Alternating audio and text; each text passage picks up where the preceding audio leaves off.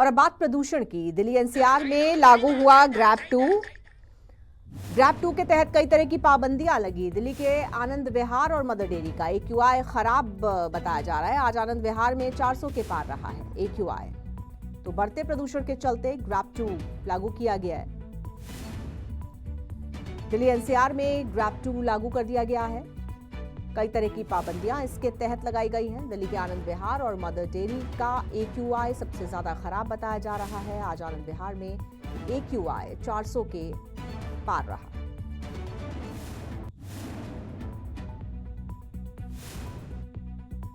तो दिल्ली एनसीआर में ग्रैब 2 लागू कर दिया गया है और ग्रैब 2 से संबंधित पाबंदियां लगा दी गई हैं। तो प्रदूषण का स्तर बढ़ता जा रहा है और दिल्ली एनसीआर की आबो हवा बद से बदतर होती जा रही है। तो अब हवा की जो गुणवत्ता है वो बेहद खराब श्रेणी में पहुंच गई और कई जगहों का AQI 400 के पार पहुंच गया है। तो कितनी खतरनाक स्थिति प्रदूषण की इस वक्त दिल्ली एनसीआर में है, इसका अंदाजा AQI से लगाया जा सकता है। और इस स्थिति को देखते हुए ही ग्रैब 2 लागू कर दिया गया है और ग्रैब 2 की पाबंदियां भी लागू कर दी गई हैं। तो हवा में लगातार जहर घुलता जा रहा है और इस घुलते जहर की कई वजह हैं। हरियाणा के कई जिलों में प्रदूषण का बढ़ता खतरा। गुरुग्राम में बढ़ते प्रदूषण के चलते ग्रैब 2 लागू हुआ है। अलग अलग जगहों पर अलग अलग AQI दर्ज किया जा रहा है। आपको बताते हैं कि हरियाणा में कहां कहां पर कितना AQI रिकॉर्ड किया जा रहा है। तो हरियाणा के कई जिलों में प्रदूषण का स्तर खतरनाक श्रेणी में पहुंच रहा है। गुरुग्राम में भी ग्रैब 2 लागू कर दिया गया है। फरीदाबाद के सेक्टर 16 में AQI 209 दर्ज किया गया है।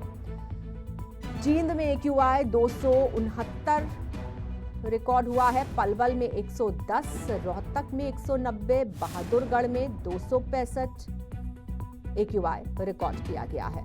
तो हरियाणा में भी कई जिलों में AQI 200 के पार है। और आइए सीधे रुख करेंगे अपने संवाददाता सुनील पवार का, जो कि जींद से इस वक्त हमारे साथ जुड़ रहे हैं। सुनील, जो जींद का AQI है, कल हमने देखा था, आपसे चर्चा भी हुई थी कि 319 तक भी पहुंच गया था जींद के एक हिस्से में AQI। आज क्या स्थिति है? क्या AQI और ज्यादा बढ़ गया है? क्या स्थिति और खराब है या वहीं पर है अभी? जहाँ बात करें कल का जो AQI 304 था वो 269 पर ही रह चुका है। और जहाँ बात करें प्रशासन की, तो प्रशासन भी खड़े रूप किसानों के प्रति अपनाया हुआ है। उन्होंने आदेश दिया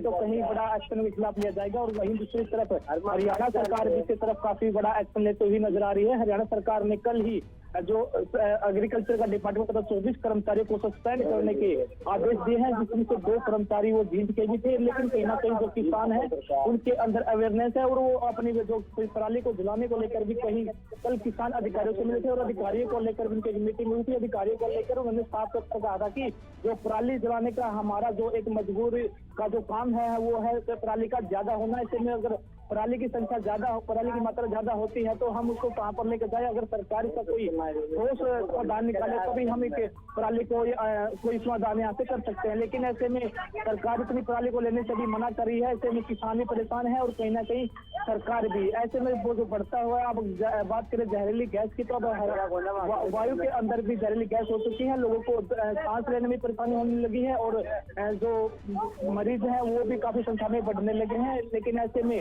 जो अधिकारी है उनके ऊपर भी सख्त जो कड़ा एक्शन है वो हरियाणा सरकार लेते हुए नजर आ रही है। ऐसे में दिल्ली के अंदर भी ग्रैब 2 का लागू कर दिया गया है, जहाँ पर भी पाबंदी कड़ी पाबंदी लगाई गई है। ऐसे में हरियाणा में भी बड़ा एक्शन सरकार लेते हुए नजर आ रही है। लेकिन किसान कहीं ना कहीं पराली को जलाने को लेकर अभी भी बाज नहीं आ रहे हैं। और ऐसे में किसान है वो रात के समय पराली जला रहे हैं। जहाँ जींद की बात करें तो उच्चारण निर्वाण के जगह से ज्यादा मामले आते हैं, क्योंकि वहीं से ही TRP जो धान है वो काफी मात्रा में वहाँ पर भी उगाई जाती है।